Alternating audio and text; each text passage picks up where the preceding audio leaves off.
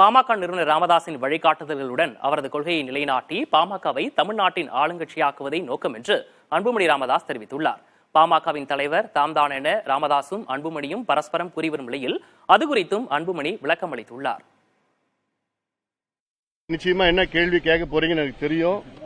நீங்க கேட்கிற கேள்விக்கு இது எங்களுடைய உட்கட்சி விவகாரம். இது எங்களுக்குள் நாங்கள் பேசிக்கொண்டு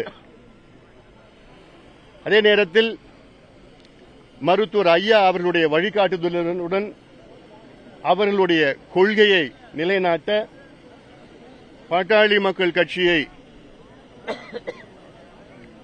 ஒரு கட்டத்தில் தமிழ்நாட்டின் ஆளும் கட்சியாக மாற்ற வேண்டும் என்ற நோக்கத்தில் கடுமையாக நாங்கள் எல்லோரும் சேர்ந்து உழைப்போம்.